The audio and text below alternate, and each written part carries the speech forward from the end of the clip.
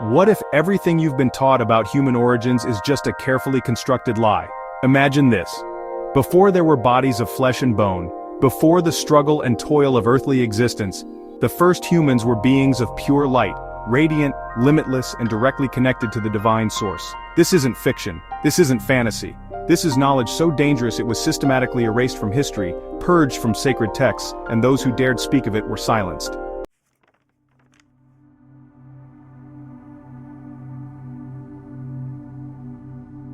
Today, we're diving into the forbidden archives of human existence, uncovering the shocking truth about our threefold origins that powerful institutions have desperately tried to keep hidden for thousands of years. Why? Because understanding who you truly are, whether you're born of light, earth, or fire, would make you impossible to control. Stay with me, because what I'm about to reveal will forever change how you see yourself, humanity, and the hidden forces that have shaped our world.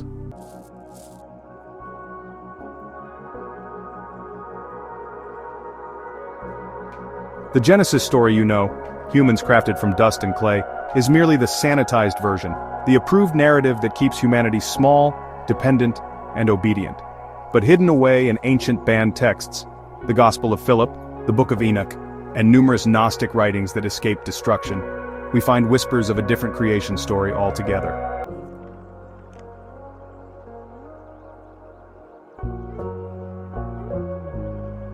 According to these forbidden sources, the first humans weren't physical beings at all. They were beings of pure light, luminous entities that existed beyond the material realm, extensions of the divine essence itself. Try to imagine for a moment, beings that didn't eat, didn't sleep, didn't age, and never experienced pain or suffering. These weren't merely humans with special abilities, they were spiritual entities of pure consciousness, unrestricted by physical limitations. In the Gospel of Philip, these luminous beings are described as direct emanations of divine energy. They didn't need to learn wisdom, they embodied wisdom. They didn't seek connection with the divine, they were already one with it, existing in perfect harmony with the cosmic consciousness. But here's the critical question. Why would knowledge of these light beings be systematically erased from our cultural and religious heritage? The answer is devastatingly simple. Beings of light needed no intermediaries. No priests, no temples, no rituals, no hierarchies. Their very existence was worship. Their consciousness naturally aligned with the divine source. They required no salvation, no redemption, no forgiveness. They were already complete, already perfect. And that, my friends, posed an existential threat to any institution seeking to position itself as the gatekeeper between humanity and the divine.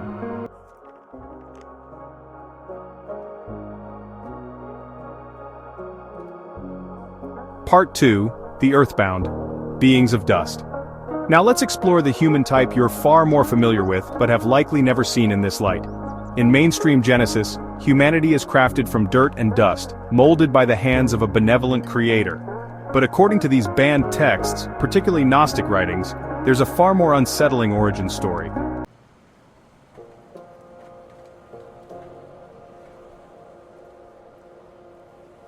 These earthbound humans, let's call them the second type, weren't so much created as they were engineered. And not by the ultimate divine source, but by an entity the Gnostics called the demiurge, a lesser, jealous god who trapped divine sparks within vessels of flesh and bone. According to these texts, the demiurge is not the benevolent creator we've been taught to worship. He's more accurately described as the architect of our material prison, a cosmic jailer who designed physical existence specifically to limit, control, and harness human potential. Why? To ensure dominance, to feed off human energy and devotion, to maintain a hierarchical system where humanity remains subservient.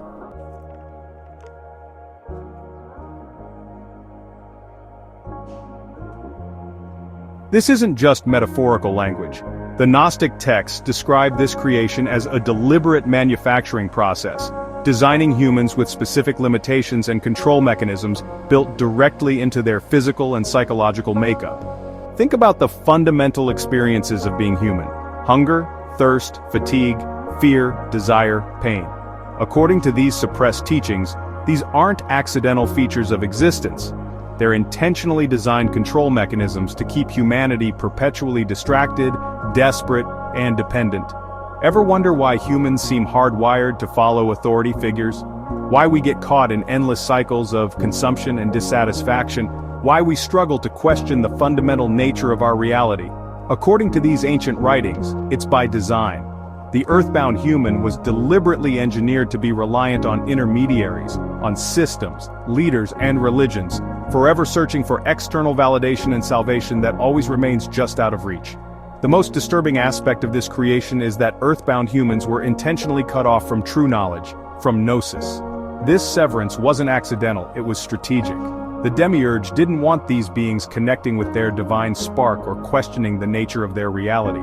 Think of it as cosmic-level gaslighting, creating beings who are fundamentally divine, then convincing them they're fundamentally flawed. Engineering humans who are inherently free, then persuading them they need saving and controlling. The mainstream narrative, that humans are weak, sinful creatures who must follow external rules to earn redemption, isn't a spiritual truth. It's a control mechanism, perhaps the most effective one ever devised. And it's been running for millennia.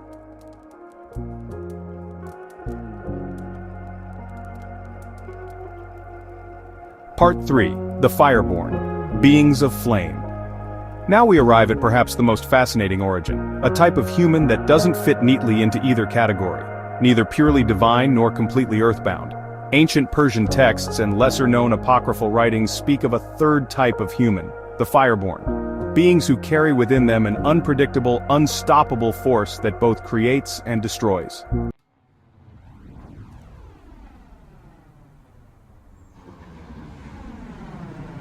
Unlike beings of light, they aren't purely spiritual. Unlike earthbound humans, they aren't fully contained by material limitations. Instead, they walk the razor's edge between worlds, carrying an explosive mixture of divine awareness and earthly passion. These are the humans who refuse to conform. The ones who question everything, who push boundaries, who feel a burning drive to challenge the status quo. They're the visionaries, the revolutionaries, the ones who change everything they touch. In these ancient texts, the Fireborn aren't described merely as rebels. They're described as catalysts, beings with a divine mandate to disrupt stagnation and ignite transformation. They carry what some traditions call divine wrath and creative fury, an internal fire that compels them to both dismantle corrupt systems and forge new realities.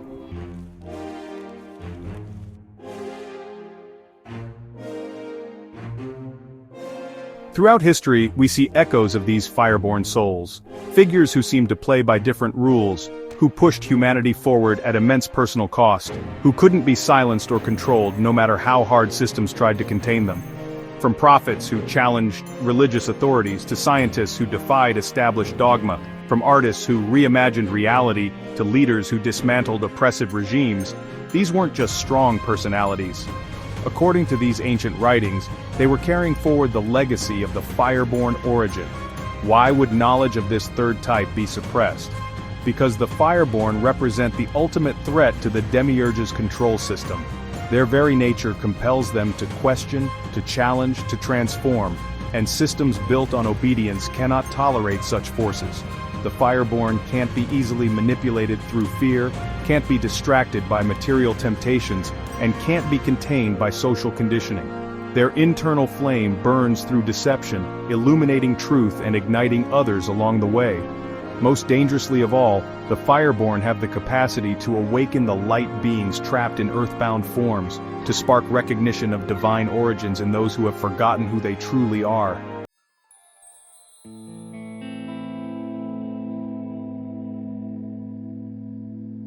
Part 4. The Neogenian Doctrine, the Forbidden Knowledge. Now we arrive at what I call the Neogenian Doctrine, an ancient understanding about humanity's diverse origins that has been systematically suppressed for millennia.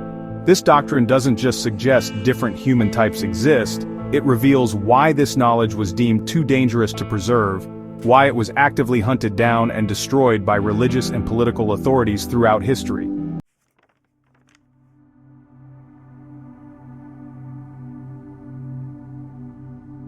The Neogenian doctrine presents a vision of humanity that's fundamentally incompatible with control systems. It suggests that people are born with inherent, distinct qualities, that some naturally seek spiritual understanding, others earthly stability, and still others radical transformation. This understanding directly contradicts the one-size-fits-all approach to human development that religions and governments depend upon. It challenges the very foundation of institutions built on uniformity, obedience, and conformity. Consider how religious and political systems operate. They prescribe identical paths for all followers, demand adherence to the same beliefs, and punish deviation from established norms. They require humans to fit into predefined molds regardless of their fundamental nature. But what if humans aren't meant to follow identical paths? What if our spiritual and intellectual journeys should differ based on our origins? What if light beings, earthbound humans, and fireborn souls each require entirely different approaches to reach their highest potential? That possibility threatens every control system ever created.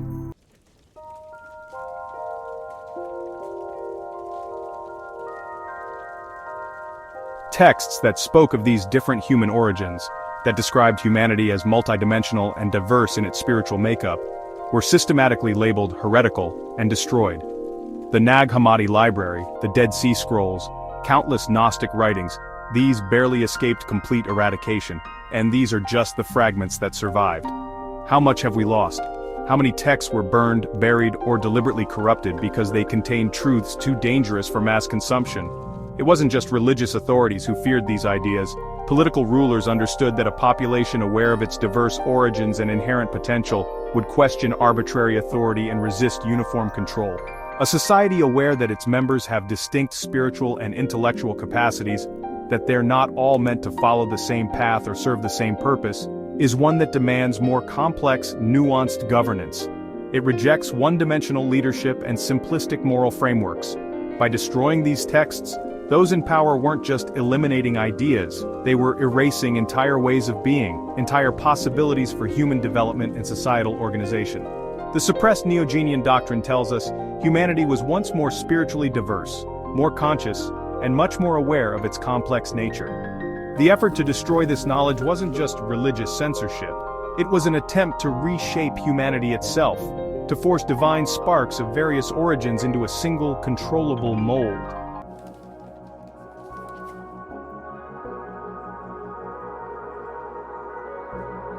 Part 5. The Demiurge and the Illusion. Here's a concept that fundamentally challenges everything we think we know about our world and its governance: the Demiurge. This isn't some benevolent creator watching over humanity with loving care. In ancient Gnostic teachings, the Demiurge is the architect of the material realm, but not out of love or wisdom. This entity created physical reality as a prison, designed to keep divine sparks trapped, distracted, and oblivious to greater truths.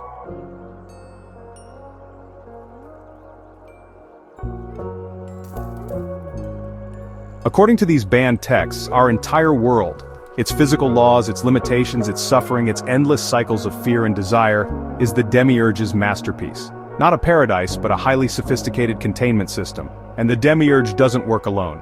He's assisted by entities the Gnostics called archons, cosmic enforcers whose sole purpose is maintaining the illusion, preventing humanity from looking beyond the physical and discovering the truth about our divine origins. Think about how this plays out in everyday life. Our time and energy are consumed by survival needs, by acquisition, by conflict and competition.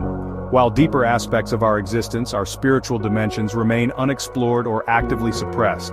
The Demiurge's power is rooted in illusion, in creating a world so engaging, so demanding of our attention, that we rarely pause to question its fundamental nature. This material realm is a web, a carefully crafted system designed to keep us looking outward instead of inward, focused on temporary pleasures and pains rather than eternal truths.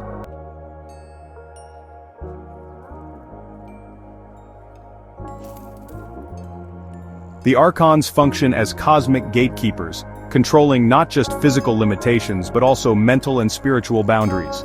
They feed off human ignorance, confusion, and suffering, maintaining a system where divine sparks remain trapped in cycles of unfulfillment and unanswered longing. More disturbing still, the Demiurge isn't just interested in controlling the material world. These texts suggest he actively shapes our thoughts, beliefs, and perceptions. The systems of power, the institutions that claim to guide us. In this view, they aren't random developments but structures built to reinforce the Demiurge's agenda. This isn't some natural order, it's a cage. And the illusion isn't just in the systems around us. but in the very idea that there's nothing beyond this physical existence. The demiurge wants humanity convinced that our bodies, our struggles, our brief lives, that's all there is. By keeping us in spiritual darkness, the demiurge ensures we remain dependent, limited, and endlessly seeking fulfillment in a realm that was never designed to provide it. If the demiurge's goal is control through illusion, then uncovering this truth is the first step toward liberation. It raises the profound question: what would happen if humanity awakened to the possibility that everything we experience, everything we're taught to value, might be part of a cosmic deception? We're talking about a game rigged from the start, with humanity kept in check by a creator who isn't benevolent but self-serving, and a world built specifically to keep divine sparks locked in ignorance.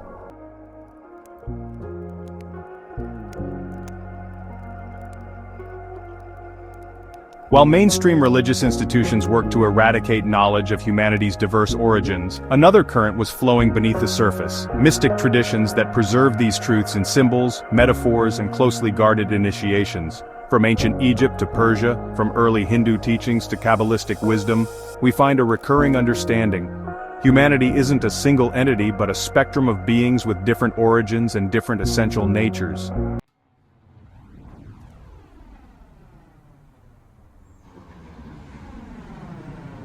The mystics of ancient Persia recognized this tripartite human nature. They spoke of fire souls who carried the raw, uncontainable energy of creation and destruction. In their view, these weren't pointless rebels but necessary agents of change in a world that resists transformation. In Hindu teachings we find references to the three gunas, qualities of light, activity, and inertia, that describe the essential forces driving each individual. These weren't abstract philosophies but practical frameworks for understanding human nature and potential. The Kabbalah takes this understanding further. In Jewish mysticism, humans are described as vessels containing divine sparks, fragments of a higher realm scattered throughout creation.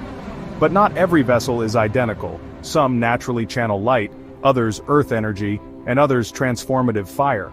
These weren't metaphors, they were descriptions of real, different forces existing within people. It's as if these traditions were passing down a crucial understanding: know your origin, because it's the only way to break free from imposed limitations and fulfill your true purpose.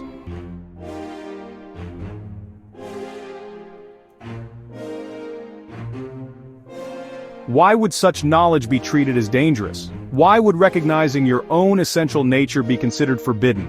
Because if humanity embraced the idea that we're made of distinct spiritual energies with different purposes, it would collapse the one-size-fits-all control model that religious and political institutions depend upon.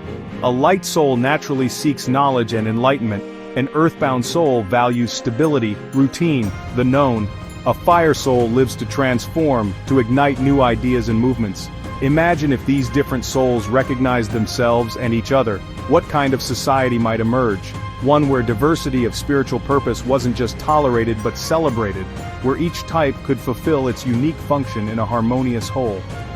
The ancient Egyptian priests, the Sufi mystics, the alchemists of medieval Europe, they weren't hiding in cryptic symbols and coded writings without reason. They were protecting knowledge that, if widely known, would destabilize power structures built on treating humanity as uniform and predictable. These mystic traditions became the secret keepers, preserving truths that couldn't be spoken openly without severe consequences. Their teachings survived in symbols, in initiation rites, in whispered guidance passed to those ready to receive it. This knowledge didn't disappear, it went underground, preserved by those who understood its profound importance. And if these mystics were right, then this suppressed understanding could be the key to breaking free from cycles that have trapped humanity for millennia. The system buried the truth, but it never fully extinguished it.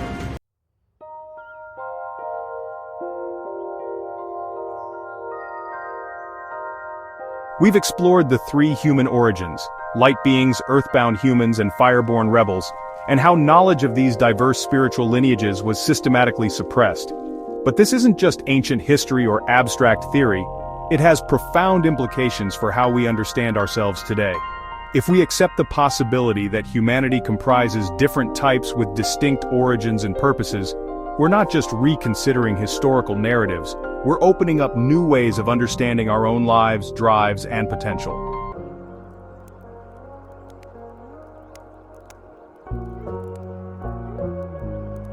Think about it. Each of these types represents a fundamental energy, a core essence that shapes how we interact with the world. These aren't random personality traits or psychological quirks. They're deep, ancient archetypes potentially encoded in our very being. Some of us are naturally drawn to knowledge, to spirituality, to the mysteries of existence. Others find purpose in the tangible, in building stability and maintaining order. And some feel an unquenchable urge to transform the world, to create or even disrupt established patterns. Recognizing these differences isn't about creating new divisions. It's about honoring the diversity that already exists within humanity. It's about breaking free from one-dimensional expectations that force everyone into identical molds, regardless of their essential nature. These banned texts weren't just teaching metaphysical concepts, they were trying to awaken humanity to its forgotten potential, to the diversity of divine expression that exists within our species. Imagine a society that understood and honored these differences, where light beings could pursue spiritual understanding without being forced into materialistic pathways, where earthbound humans could create stability without being pressured to become revolutionary, and where fireborn souls could channel their transformative energy without being labeled as troublemakers. This isn't a fantasy, it's the world these hidden teachings dared us to create. A world where humanity lives not in imposed uniformity but in conscious diversity, each type fulfilling its unique function in a greater whole. And that's precisely why these ideas were suppressed. Because a humanity that understands itself, that recognizes its own complex nature and divine potential, doesn't bend to arbitrary limitations. It doesn't accept systems that demand conformity at the expense of authentic expression.